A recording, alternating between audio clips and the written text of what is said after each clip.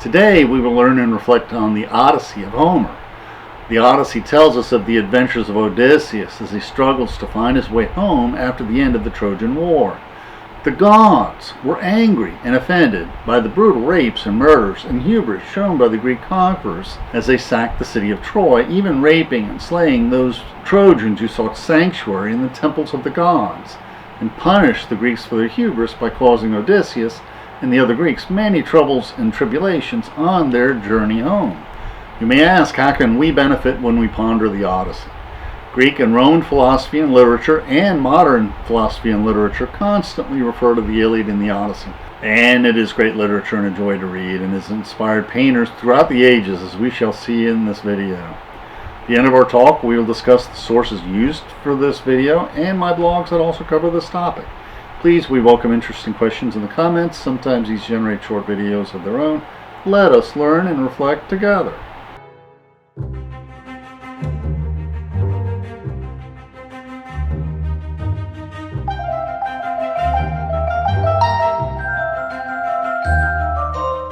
Just as one of the underlying themes of the Iliad was the need to show hospitality and respect to the enemy who had the courage to enter your camp, often to ransom his relatives or fetch their bodies for a proper burial, so the Odyssey revolves around the need to show hospitality to strangers. Travel in the ancient world was arduous and hazardous, and if you did not show hospitality to the stranger, or what the Greeks called Xenia, the stranger could die. Professor Van Diver, who is a professor with a teaching company who has an excellent set of lectures both on the Iliad and the Odyssey, she says this: Xenia is usually translated as a guest-host relationship. It is a reciprocal relationship between two xenoi, a word which means guest, host, stranger, friend, or foreigner. Xenia is not based on friendship, but rather on obligation. It works only if each side does not violate the terms of Xenia. To do so is to offend Zeus himself. Throughout the Odyssey, Odysseus' homecoming and regaining of his family and kingdom are either helped or hindered by the kind of Xenia he meets on his journeys. When in ancient Greece a stranger arrived, he would first offer him food and drink. Perhaps let him take a bath to refresh himself. And if he were tired, let him get a good night's sleep, and only then could you ask him where he was from and why he was traveling. The tale of the Odyssey begins with a meeting of the gods to discuss the fate of Odysseus, who had been trapped by the potent nymph Calypso for 7 long years. He sought to make him her immortal lover. But all day, every day, Odysseus wept on the seashore, longing to return home to his beloved Penelope. Meanwhile, back at his palace in Ithaca, Penelope, the wife of Odysseus, is in a quandary. Odysseus has been gone for 20 years. What has happened to him? Nobody knows. Should she wait for his return? Should she remarry? The eligible suitors in his kingdom, more than 100 of them, the sons whose fathers perished either during the Trojan War or during the trip back home, have no doubts. The suitors want Penelope to choose among them who will take over the palace and take her hand in marriage too, since she comes with the palace. Now, this demand may sound strange to us, but in ancient cultures it was not proper for women to remain unmarried. These 100+ suitors have no sense of Xenia. These 100+ suitors behave like turkey vultures skulking around the palace, unwelcome parasites who continually butcher the huddling flocks and the slow-paced, crooked-horned oxen that belong to the absent Odysseus. For 3 whole years Penelope has put them off, but the vultures are becoming impatient. She has been putting them off, saying she first needs to weave a death mask for her father, but every night she unwinds the weaving, and after 3 years, a servant tells the suitors of her deception. Back on Mount Olympus, Zeus addresses the gods. Lo, how men blame the gods. From us, they say, comes evil, but through their own perversity, and more than is their due, they meet with sorrow. So little changes, we do not repent, we do not see how we cause our own suffering. Instead, we become angry at God. Athena responds to Zeus in the council of the gods. If it now pleases the gods, let us send Hermes forth to tell the fair-haired nymph our steadfast purpose. that hardy Odysseus shall be sent forth for home.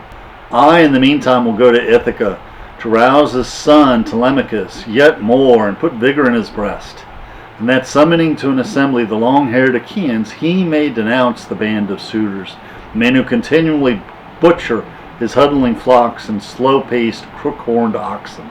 This is how the Odyssey begins, and so we won't be confused by the flashbacks in our short sampling of the poetry. Now we shall provide a broad outline. Books 1 to 4 is the Telemachy, which is the moral maturation of the son of Odysseus, Telemachus, in his conflict with the suitors and men of Ithaca, and his travels to Sparta to learn about the fate of his father. We also learn that the suitors plan to slaughter Telemachus on his return home to Ithaca. In books 5 through 8, the gods persuade Calypso to release Odysseus, who is then shipwrecked on the Isle of Phaeacia. And in books 9 to 21, on the Isle of Phaeacia, Odysseus recalls his homecoming adventures after departing from Troy for his Phaeacian hosts, which is the flashback. And in book 22, he finishes his tale to the Phaeacian hosts, and they are kind enough to return him to Ithaca on board one of their ships. Odysseus and Telemachus return secretly to a hidden harbor in Ithaca, and with the help of Athena and their loyal servants, they first reconnoiter and then encounter and slaughter the suitors. And of course, book 23 and 24 is a conclusion and a wrap-up of the story. So we will continue with the beginning of the Odyssey. From Mount Olympus, Athena puts on her immortal sandals and ponderous shield and bounds to the land of Ithaca, to the palace of Odysseus, where she poses as a stranger needing hospitality. She seeks Telemachus, son of Odysseus, who was but a toddler when Odysseus set sail for Troy with all the men of Ithaca. Telemachus sees the disguised Athena and says, "Hail, stranger, here with us, you shall be welcome, and after you have tasted food, you shall make known your needs." She was led to a table separate from the suitors and offered bread and plates of meat of all kinds and wine in golden goblets, which shows Telemachus is showing proper Xenia to this stranger who was Athena in disguise. Athena could have told Telemachus what she knew of Odysseus' fate, but she wanted to get some backbone and stature into Telemachus by encouraging him to stand up to the suitor. In disguise, she encouraged Telemachus to call a council of the Achaean lords and condemn the behavior of the suitors, which he did, although the council sympathized with the suitors, though he was unsuccessful with that endeavor. Then Athena, in disguise, encouraged Telemachus to get a ship with 20 good men to sail to Pylos so he could meet with Nestor and Menelaus to inquire about the fate of his father, Odysseus. Telemachus had stood up to the suitors, and now he was embarking on an odyssey of his own. From Nestor he learned that Agamemnon had been killed on his return home by his wife and her new lover. When they visited the palace of Menelaus, Telemachus heard of the deeds of his father Odysseus. First the beautiful Helen, wife first of Menelaus, then stolen away by Paris of Troy. This Helen tells how Odysseus had convincingly posed as a beggar to spy on the city of Troy, and how only she had spotted him and told her of the plans of the Achaeans.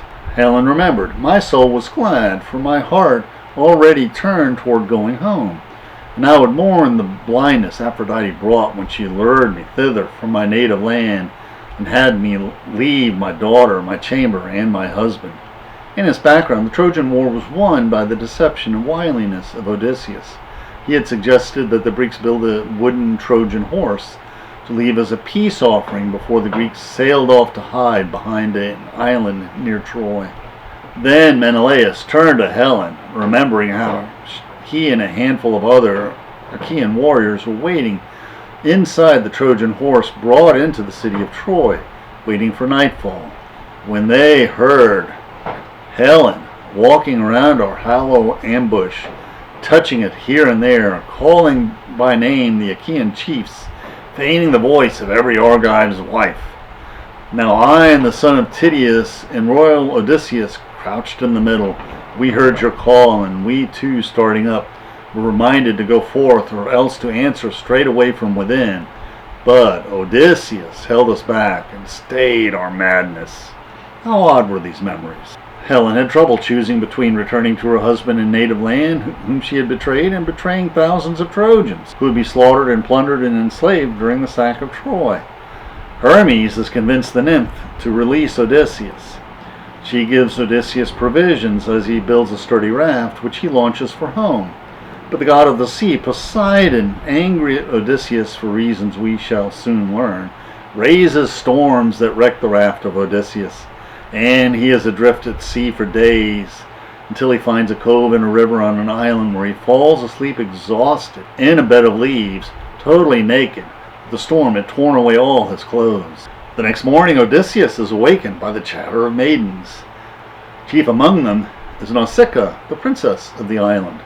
He wonders, how can I appeal to these maidens for some food and hospitality without terrifying them? This is really touchy business.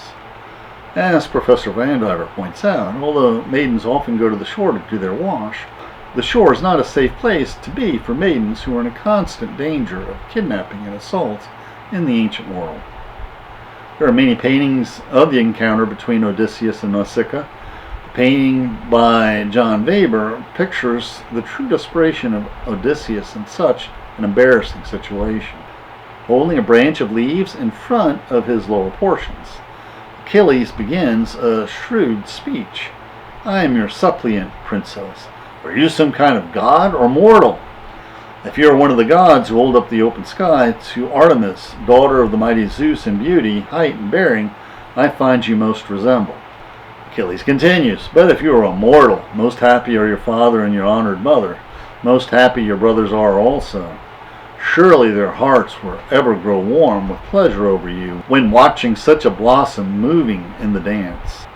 And he goes on with careful flattery, winning her over, for she is a princess. And she tells him how to present himself to her parents, who are the king and the queen of the island. Princess Nausicaa is of the age when she needs to marry, and as his visit progresses, Odysseus becomes the prime candidate. Later that day, when he presents himself at the palace, the queen notices the stranger is wearing a tunic belonging to her daughter, and she wonders. King Alcinous shows great hospitality in Xenia, inviting the stranger to a banquet where a blind bard sings of the mighty deeds of Odysseus and his Trojan horse that won the war, bringing the stranger to tears, arousing the curiosity of the king. Odysseus is invited to athletic games hosted by the kings, much like Patroclus' funeral games in the Iliad. The next day, after a day of much-needed rest, Odysseus reveals his identity and tells the tales of his travels after the sacking of Troy. And so this is the flashback. This is how we hear of the earlier adventures of Odysseus. In his telling of these tales, in one of their first adventures, Odysseus and his men sailed to the land of the Cyclops. Odysseus and a dozen men climb up to the caves of one of the giant Cyclops.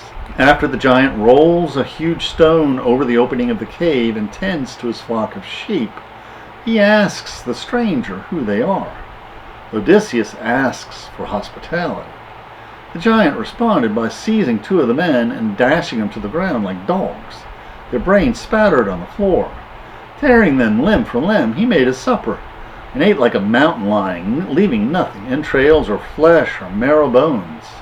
Odysseus and his men are now sure of one fact, that this monster Cyclops has a rather backwards notion of Xenia, as he is rather inhospitable towards strangers. Odysseus plotted. Next day, after Cyclops ate another two of Odysseus' men for dinner, Odysseus asks him if he would like some wine from their ship.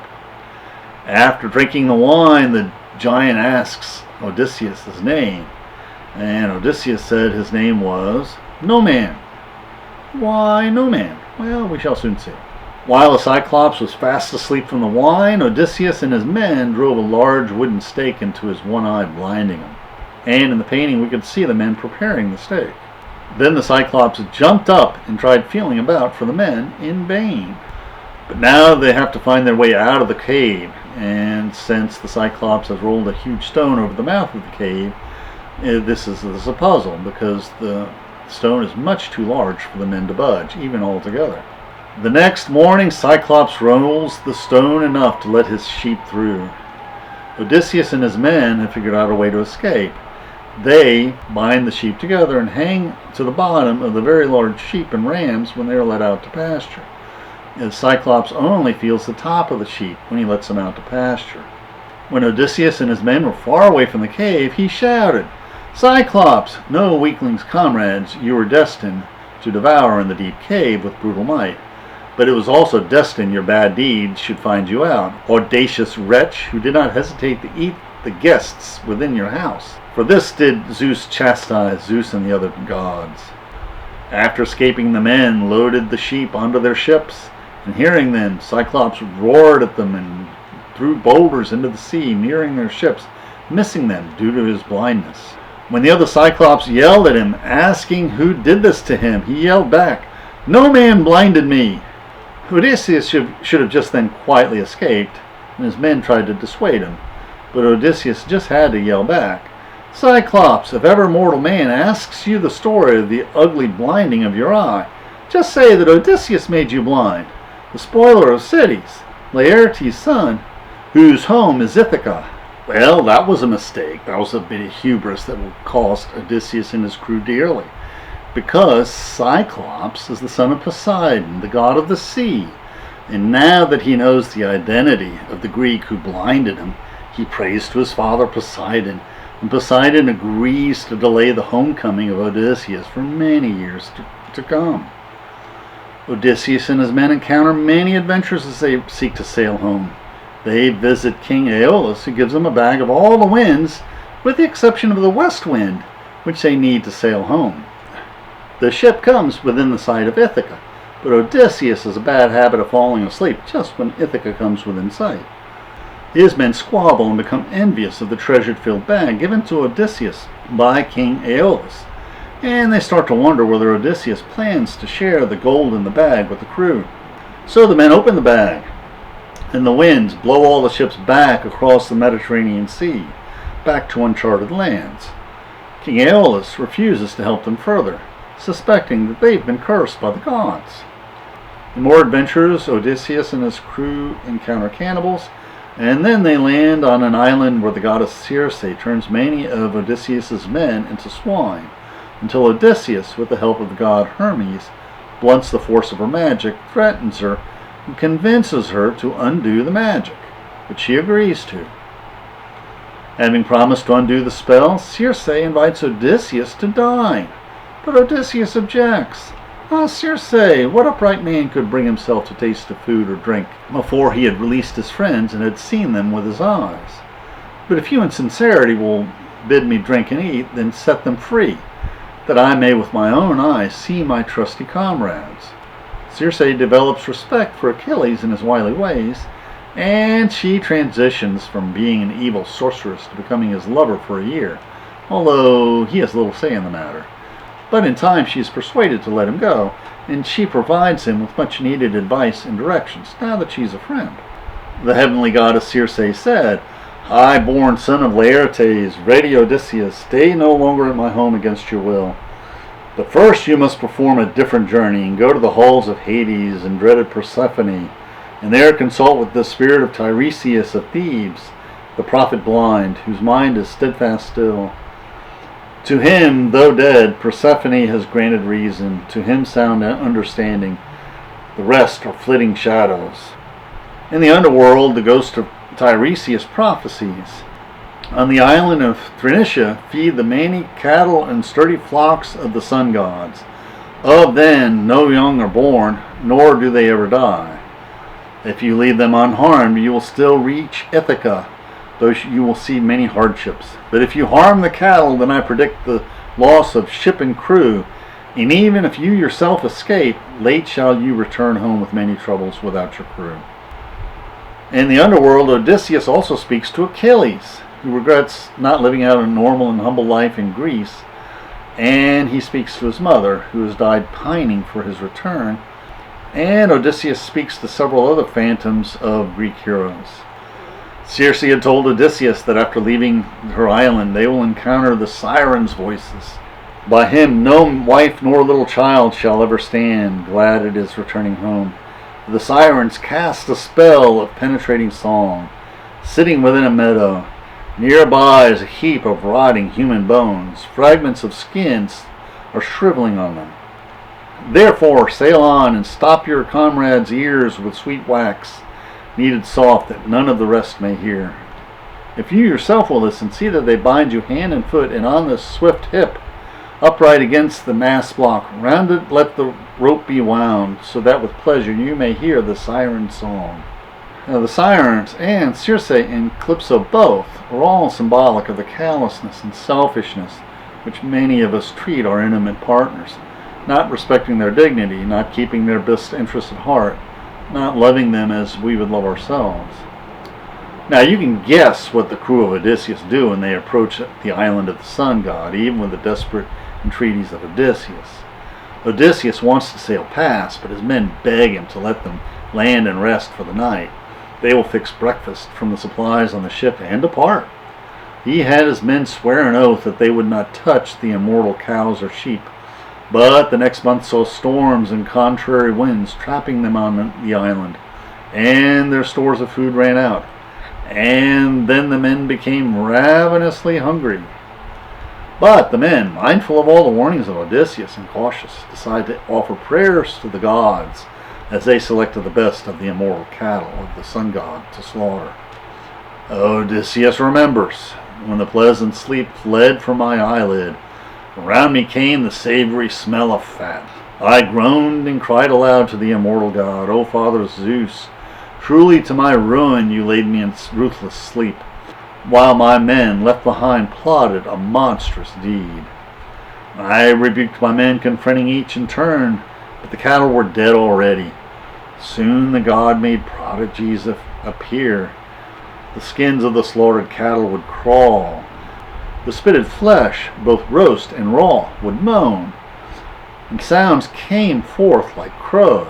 And true to the prophecy, some days after they set sail from the island of the sun god, Zeus struck their ship and all of the crew died, save Odysseus, which, as Professor Vanderbilt notes, explains why Odysseus, captain of the fleet, returned home alone. The plot required that it be very clear that the perishing of the crew was not a blemish on the leadership skills of Odysseus, but was due solely to the moral failings of the crew. Odysseus drifted on the wreckage to the island of the nymph Calypso, who became quite fond of Odysseus, holding him for 7 years as her love slave, refusing to let him escape until prompted by the god. With Odysseus landing on the island of Calypso, we have now come full circle. The night is late, and Odysseus has finished telling the tale of his adventures to the Phaeacians. These stories of Odysseus' travels enthralled the Phaeacians, and they agreed to sail their guest home loaded with a treasure chest of gifts, a treasure more abundant than that which he had originally sailed from Troy and lost many years ago. That night on board, utterly exhausted, Odysseus sleeps deeply. The next morning they land in a cove in a grotto on Ithaca, and the Phaeacians gently lifting the sleeping Odysseus onto shore, and nearby they place his chest, and they quietly depart. When he awakes, Odysseus is not quite sure where he's at. And Professor Van Diver comments on the bittersweet nature of his return. When we return to our family from a long cruise, we long to see our home approach over the horizon, watch the ship dock, and be joyously welcomed by our family on our return. Odysseus is denied all of this on his return, not landing in the main harbor, landing in secret, and he is in more danger now that he is close to his palace. The goddess Athena appears to him in the disguise of a shepherd boy, and after conversing with this shepherd boy who tells him that he is indeed in Ithaca, Odysseus launches into one of his incredibly complex tall tales as he manufactures his identity and his journey from Troy and how he got there. As he spoke, the goddess, clear-eyed Athena, smiled and patted him with her hand. Her form grew like a woman's, fair and tall and skilled in fine work, and speaking in winged words she said, "Prudent and wily one must be to overreach you in craft of any kind, even though it be a god who strives to match you. Bold, shifty, and wily, will you not, within your own land, cease from the false and misleading tales, which from the bottom of your heart you love? As you can tell, Athena is more entertained than angry at his deceptions. Odysseus and Athena then discuss how they will slaughter the 100+ suitors. Athena assures him, "I will surely be with you. You shall never be forgotten when we begin the work. Some suitors will spatter the floor with their blood and their brains, these suitors who devour your living. But let me make you strange now to all men's view." Then Athena disguises him as a beggar. "I will shrivel the fair flesh on your supple limbs, pluck from your head your yellow locks, and clothe you in rags, that they who see you will loathe the wearer. And I will cloud your eyes, who were so beautiful before, that they may seem repulsive to all the suitors there, and even to your wife and the son you left at home. But now seek out the swineherd, the keeper of your sheep, for he is loyal, loving your son, and steadfast Penelope, your wife, even after these many years."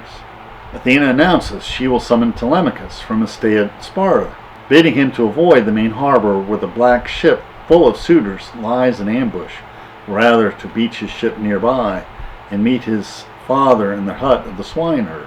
The swineherd Emmaus tells his story. His father was a king of an island near Syria, but he was tricked and sold into slavery and was purchased by Laertes, father of Odysseus, many decades past. Athena changes the appearance of Odysseus back to that of a beggar, and in that disguise he scouts out his palace, bearing the many humiliations beggars always suffer, even at one place having to fight off another beggar.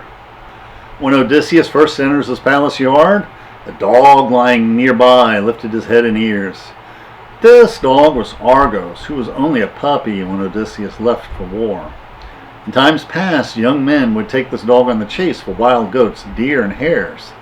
But now he lays neglected, his master gone away, upon a pile of dung which had been dropped before the door by mules and oxen, where they lay as a heap for slaves to carry off and fertilize the broad lands of Odysseus. Here lay the dog, this Argos, full of fleas. Yet even now, seeing Odysseus near, he wagged his tail and dropped both ears. But toward his master he had not strength to move. Odysseus wipes away a tear, but he cannot pet his dog or even show that his dog may be special. He doesn't even approach him. Professor Vandiver observes that the aging dog with fleas, lying neglected on the dung heap, represents how the estate of Odysseus has decayed in his absence. And the Odyssey tells us, Argos felt the doom of darksome death when he beheld Odysseus 20 years away. Here the novel tells us how Odysseus, disguised as a beggar, suffers abuse from the suitors, serving women, and even other beggars, and how Telemachus had to threaten a suitor with violence when he threw a stool at the beggar. But Odysseus bides his time, gathering crusts to eat from the suitors, revealing himself to a few trusted servants to increase his odds, spending the day enduring the taunts of all the evil suitors and the evil servants. That night he stays behind when all the suitors retire to their own homes. He instructs Telemachus to put all the weapons on the wall of the palace in storage. Penelope asks Eurycleia, wet nurse to the young Odysseus, to wash his feet.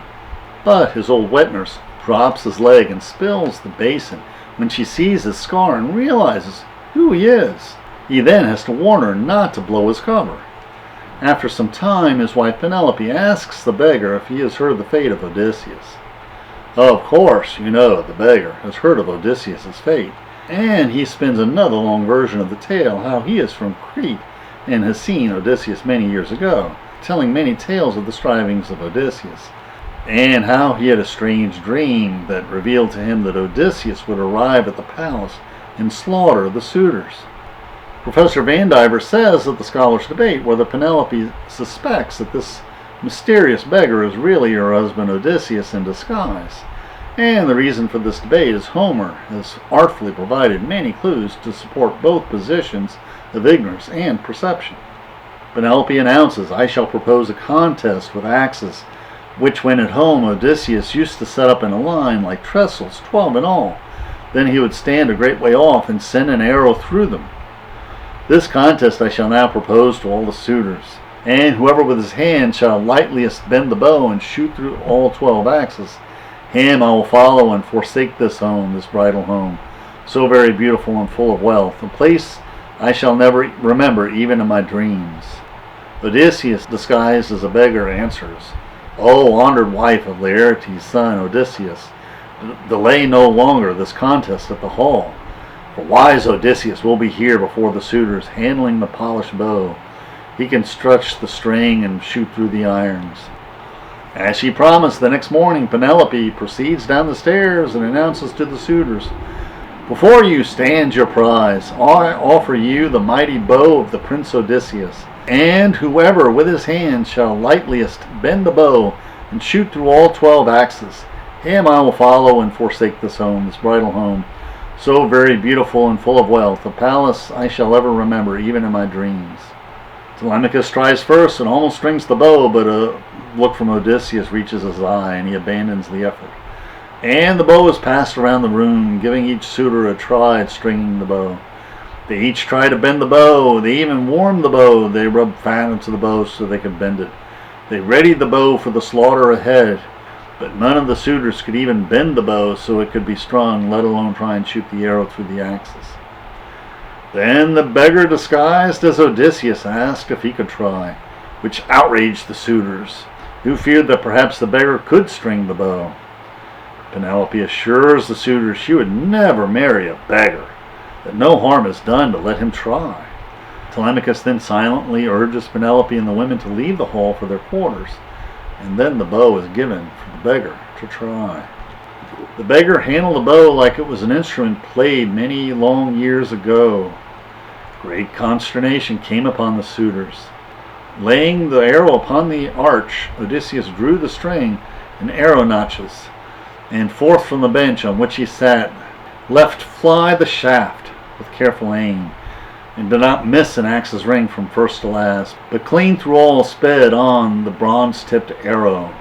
And then wise Odysseus threw off his rags and sprang to the broad threshold, bow in hand and quiver full of arrows. Out he poured the swift shafts at his feet, and thus addressed the suitors. "So the dread ordeal ends. Now to another mark I turn. Oh, hit what no man ever hit before, but will Apollo grant my prayer." Achilles spoke and aimed an arrow at the main suitor Odysseus, who was raising his golden goblet. Gold it was and double-eared, and even now guided in his hands to drink the wine. Death gave his heart no notice. Odysseus aimed an arrow and hit him in the throat, right through his tender neck. The sharp point passed.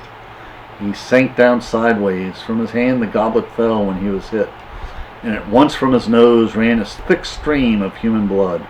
Roughly he pushed his table back, kicking it with his foot, and scattered off the food upon the floor. How fitting the suitor who was drinking and eating Penelope out of her house and home dies distracted drinking wine, scattering the feast laid before him as he falls dead from the arrow cutting through his throat. The suitors assail Odysseus with indignant words. "Stranger, to your sorrow you turn your bow on men. You shall never take part in games again. Swift death awaits you, for you have killed the leader of the noble youths of Ithaca. To pay for this, vultures shall eat you here." Looking at them sternly, wise Odysseus said, "Dogs, you have been saying all the time I should never return out of the land of Troy, and therefore you destroyed my home and outraged my slave maids." Odysseus continues, "And though I was alive, you covertly courted my wife, fearing that no gods had hold open the open sky, nor that the indignation of mankind would fall upon you hereafter. Now for you, one and all destruction's cords are knotted." Odysseus then killed many more of his suitors with the remainder of his arrows than he and his son Telemachus, and a few faithful servants in the ebb and flow of battle, the setbacks that were overcome.